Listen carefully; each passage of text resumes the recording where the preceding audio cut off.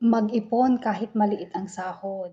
Paano natin gagawin ang pag-iipon kung maliit ang sahod? Maghanap muna ng trabaho na may mas malaking sahod. Wala kang maiipon kung maliit ang sahod. Una, tanggalin ang mga bisyo. Bisyo sa sigarilyo, bisyo sa pag-inom ng alak, bisyo sa pambababae o kaya panglalaki, bisyo sa sugal. Kung ano-ano pang mga bisyo. Sa hirap ng buhay ngayon dahil pataas na ng pataas ang presyo ng mga bilihin, marami pa rin naman ang nagbibisyo. Hindi nila maiwas-iwasan ang pagbibisyo. Hindi nila matigil-tigilan ang mga bisyo. Kung sana ilalaan na lang sa pamilya o kaya sa mga anak ang mga perang ginagamit sa mga pagbibisyo, di mas maganda sanang isipin, mas magandang tignan na ang pera inilalaan sa pamilya o mga anak, hindi sa mga bisyo-bisyo. Imbes na nakakatulong sa pamilya, nako, pasanin pa dahil kung nagkasakit, sino ang tutulong? Ang pamilya dahil wala naman siyang naipon. Hindi siya nag-ipon ng para sa kanyang kinabukasan, para may emergency fund sana siya. Wala, kaya pasanin ng pamilya ang may mga bisyo. Pag itigil ang bisyo, hahaba ang buhay dahil ang alak at sigarilyo may masamang epekto sa ating katawan. Lason yan sa katawan, kaya't itigil kung gusto nating humaba ang ating buhay.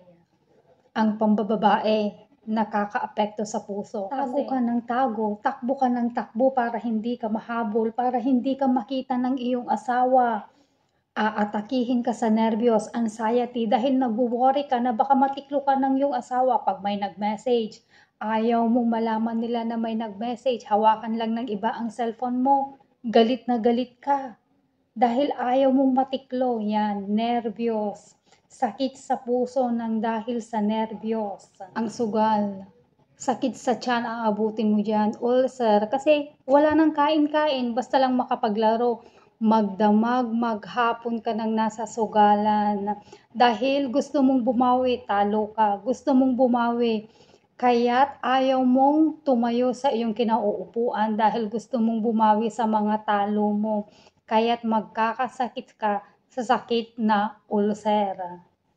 May mga iba gumagastos sa mga bisyo nila pero ayaw nilang gumastos sa health investment. Negative na nangyayari sa lipunan, ayaw gumastos sa health benefits. Priority ang kalusugan, dyan sana tayo gumagastos, hindi sa kung ano-anong bisyo. Yan ang pinaka-importanteng investment, kalusugan. Meron pa yung mga iba, pag nagkakasakit, ayaw nila gumastos, ayaw nila bumili ng kanilang medicine dahil nire-reserve nila para sa kanilang barkada, para sa pangbisyo nila, inom, alak, kung ano-ano dyan. Kwento ko sa inyo, may kakilala ako, galis sa pera, waldas siya ng waldas dyan sa barkada niya, bisyo, alak, ganyan. Pero nang nagkasakit, ayaw niyang ilabas ang pera niya, ang gumastos, mga magulang at saka kapatid niya ang gumastos sa mga gamot niya. So, ibig sabihin nun, pera niya nakalaan sa mga bisyo niya. Hindi mo naman pwedeng maatim na tinitignan lang siya na unti-unting namamatay dyan. Siyempre, kapatid ka, magulang ka, ipapagamot mo siya.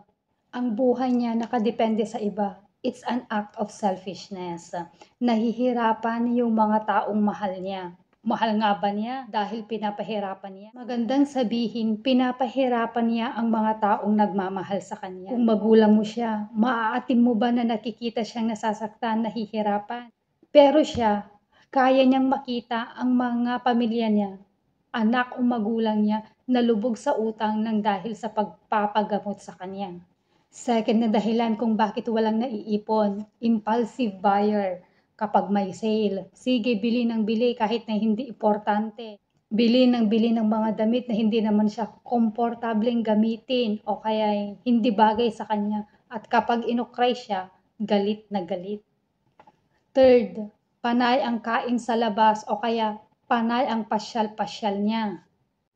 For the sake na may maipost lang siya at kainggitan ng iba. Paminsan-minsan, okay, pang-treat sa sarili na nagkakandahirap maghanap buhay. Pero kung madalas, hindi advisable. Eto pa pala, wala na ngang maisaing o kaya pambili ng gatas, nagagawa pa niya, magpa-straight ng buhok, magpa-rebond at kung ano-ano ang ginagawa niya sa katawan niya. Saan galing ang pera? Sa ayuda ng bayan, ginamit niya na pang-rebond. Hindi naman para doon ang pera. Naalala ko tuloy yung mga scholars ng bayan. Kapag natanggap nila ang scholarship fund nila, pagpasok sa school, straight na straight ang buhok, rebonded. Ginamit nila yung fund ng scholarship nila para sa kanilang pagpapaganda. Fourth, huwag umutang ng may interest dahil kung sumasumahin mo ang lahat ng installment mo, mas malaki pa, doble-doble sa principal amount. Kaya iwasang umutang ng may interest. Yung mga installment payment dyan, huwag bumili kung walang pang-cash. Yung iba, nag-installment ng mobile phone. Huwag munang bumili. Hindi naman necessity ang mobile phone. May pan-text at pantawag ka lang, okay na.